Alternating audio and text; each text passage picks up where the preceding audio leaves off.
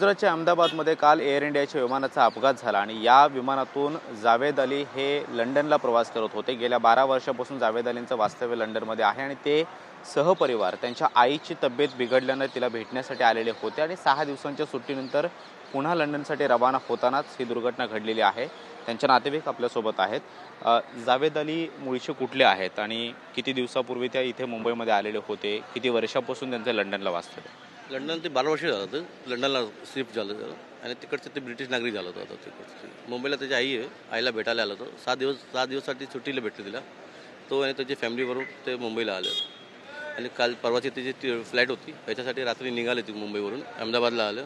अहमदाबादला पण काय फॅमिली ते राहतात त्याची, तो भेटायला आलं, त्यांच्या भेटून ते रात्री हे करायचं होतं। आम्हाला दुपारी माहिती पडली की असं प्लेन क्रॅश झालं, म्हणून आम्ही ते शोध काढली तर काय कुठे काय झालं म्हणून।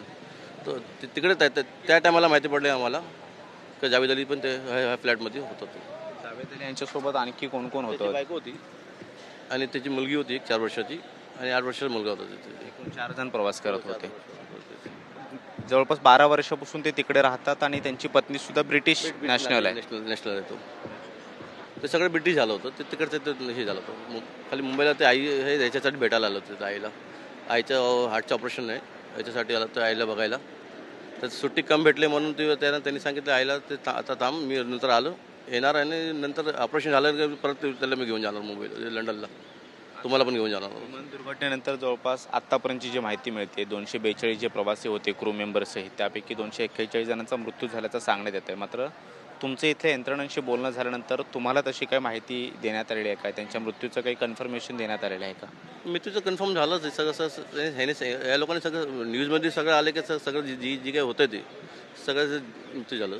पण एक एक एक एक माणसं जे वाचलं त्याच्यामध्ये आणि आता DNA माहिती पडते तर तुमचं कोण आहे काय आहे ते DNA केलं। DNA घेतलाय? हो, माझ्या भाच्याचं घेतलं त्याने DNA आणि 72 आवर्सचा ते टाईम दिलेलं आहे आम्हाला। हो, 72 तासामध्ये रिपोर्ट येतील आणि त्यानंतर बॉडी ते नंतरही आम्हाला माहिती पडतील का काय करायचं ते। जावेद अली त्यांच्या आईला भेटण्यासाठी आलेले होते, आईची तब्येत ठीक नव्हती। मात्र यापूर्वी ते किती वर्षातून महिन्यातून यायचे? 1 वर्षात आधी आलो होतो तो इथे। यायचे दरवर्षी काय काम असलं तर ते कंपनीचं काम असलं तर इथे येतात आणि भेटायला पण येतात। वर्ष 2 वर्षाला येत जात असतात ते मुंबईला। मूळचे गोरेगावचेच आहेत की त्यांचं गाव? नाही, गोरेगावचं। आता तुम्ही इथं कोण कोण आलेले त्यांच्या कुटुंबातील? आता त्याचा भाऊ आहे आणि मामा वगैरे आले, ते मामी आहे त्याची, सगळं इथे आले मुंबई। आईला आता पण सांगितलं नाही आम्ही, नाही तर त्याला परत त्याला टेन्शन होतील ते, ह्याच्यासाठी सांगितले ना ते। बघू आता काय नंतर 72 आईला या सगळ्या बातम्यांपासून सगळ्या या माहितीपासून लांब ठेवणं किती कठीण आहे म्हणजे अशा दुःखाच्या समयी? कारण त्यांना आता ते झालं की ह्यांच्यात आता झालं तर आता ते आईला पण आम्ही हे होतील सांगितलं तर त्याला हार्टचा प्रॉब्लेम आहे। उद्या काय घडलं का तर तू पण एक त्रास आम्हाला आमच्याबरोबर येणार तो, तर ह्याच्यासाठी आम्ही त्याला आतापर्यंत बोललेलं नाही आणि काय बोलायचं हिंमत पण नाही आमच्या त्याला। जावेद अलींचे कोण आहात आणि माझं नाव? अयूब शेख माझं नाव। तुम्ही रात्री कशाने इथं आलात? आम्ही ट्रेनवरून आलं तर ट्रेनच्या रात्री 3 तास उशीर झाला ते। आता सकाळी आम्ही आलं, माझा भाचा तो आधीच आला होता, त्यांनी ते DNA वगैरे दिले।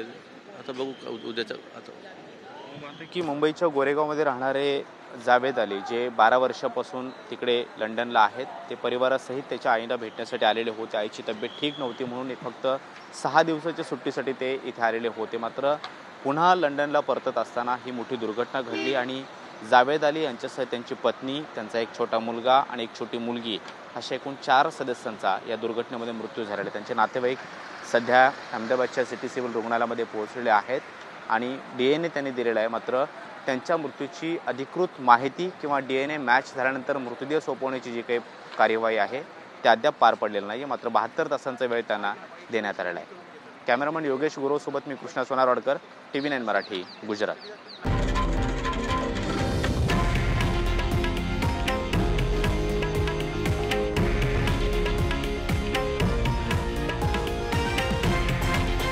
हे आहे देशातील नंबर 1 न्यूज नेटवर्क आणि आपण पाहत आहात TV9 मराठी, एकमेव।